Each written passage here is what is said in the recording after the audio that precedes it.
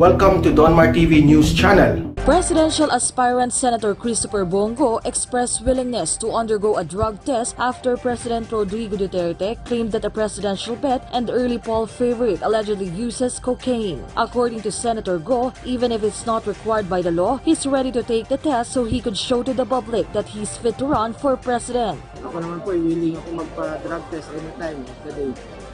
Anytime po, kung kakailanganin, though hindi mandatory, pero just to prove lang po sa Pilipino kung sino po yung fit na mamuno sa ating bansa. Still on the issue of illegal drugs, Senator Go reiterated that he believes the administration's war on illegal drugs has been successful, following the question raised by critics that if it works, why then does alleged coke-using candidate remain free to do so as he pleases?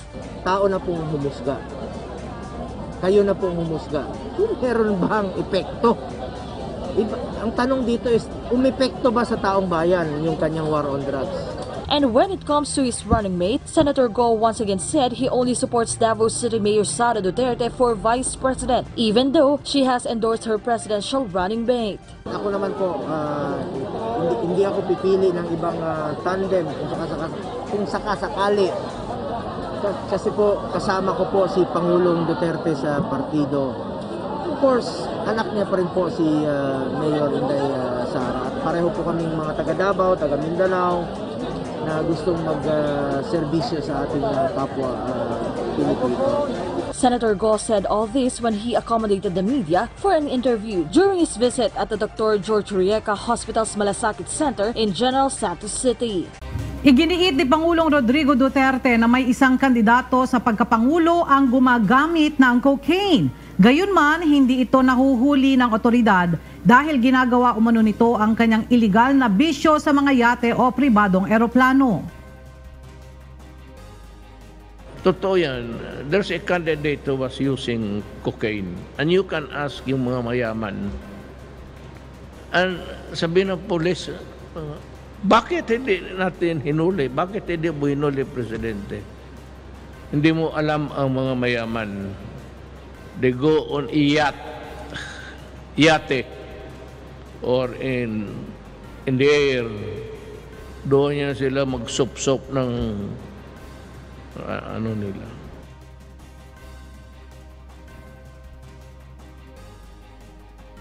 Sinabi ng Pangulo na ibinunyag niya ang impormasyong ito sa publiko upang magsilbing babala. Total, marami mga mayaman tanong ninyo. Then, if you do not believe it, well, leave it that way.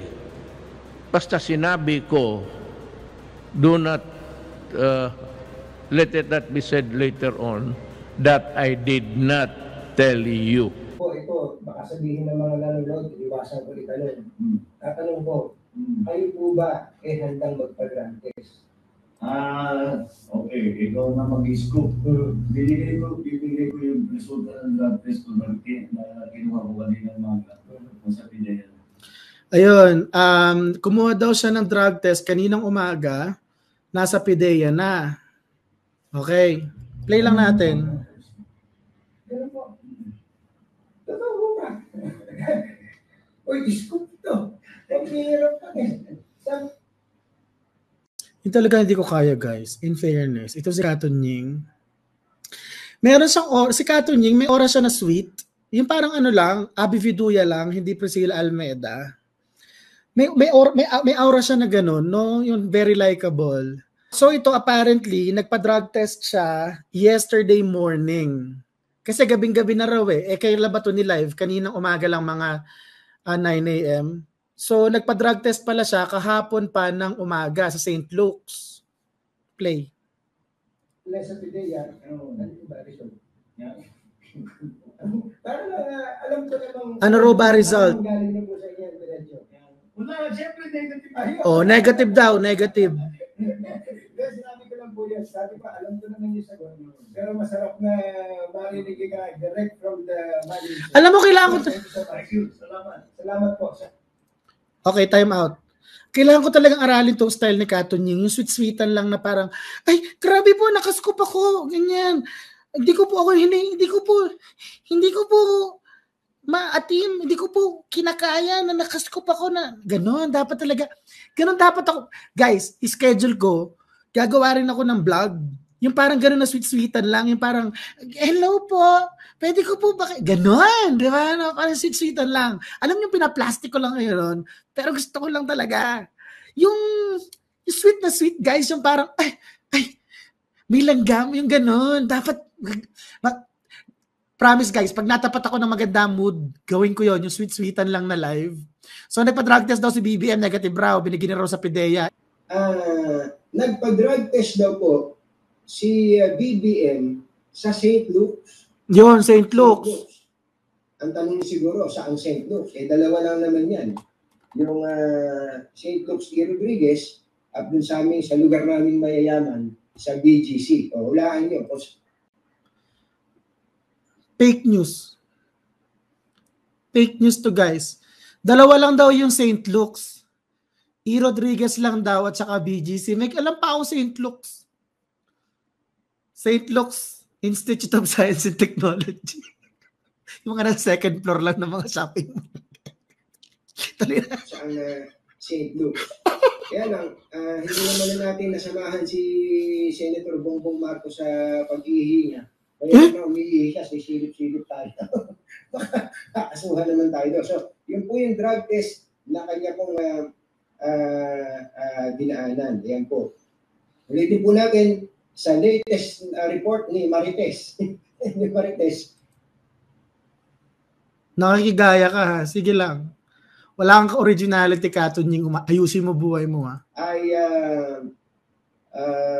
natanggap na po ng PIDEA, natanggap na po ng PIDEA ang kopya nito pong drug test ni Senator Bongbong Marcos.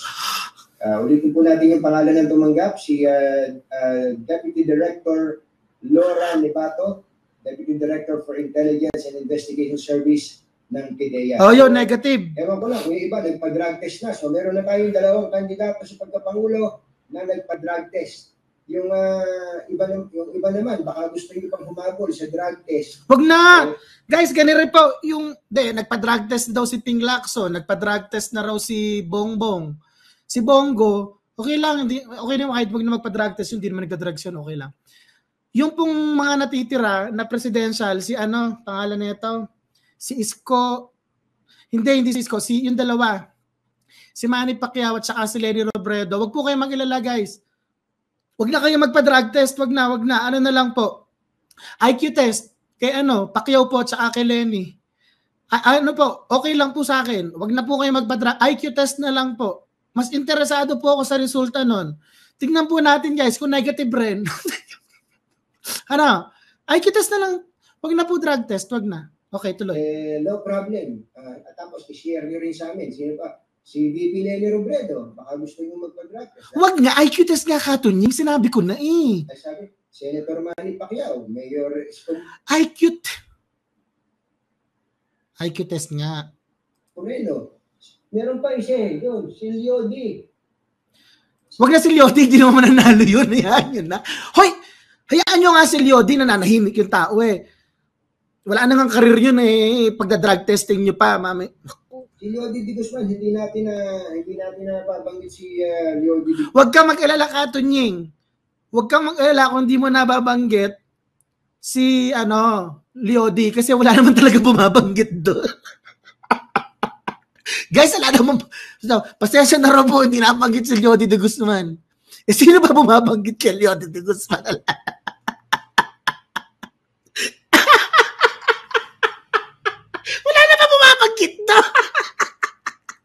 Ay, naku, Diyos ko. By the way, magandang maayong aga ay Ma'am Mary Odin Coriseta Panusing ng Iloilo. May aga, Pangga. Wala, nagbabatian na lang. Thank you so much sa almost 24,000 na nanonood po.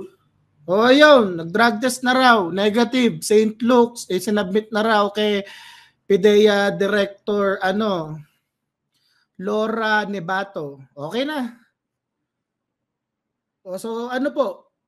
Yung kay, kay Pacquiao, kay Lenny, wag na drug test, kahit IQ test na lang guys. No. Yun lang naman. Wait, paano ba to? O, yun na. Ano pa ba sabihin ko? Wala na. O, question and answer.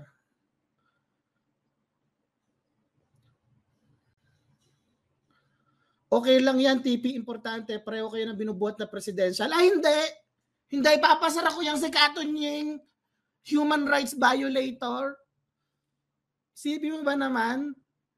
Eka ba naman wag daw wag daw kukurap. Guys, ang hirap nang hindi kumukurap. Nasaan ang hustisya? Sa sakit na yung mata ko, mabubulag na ako. Oh my God, nasaan yung computer? Nasaan na kayo lahat, guys? Hindi ko na kayo makita. Hala, Basilio. Chris, charot. Okay na, negative daw. Okay na, ano pa ba drama? Tapos na, babay na.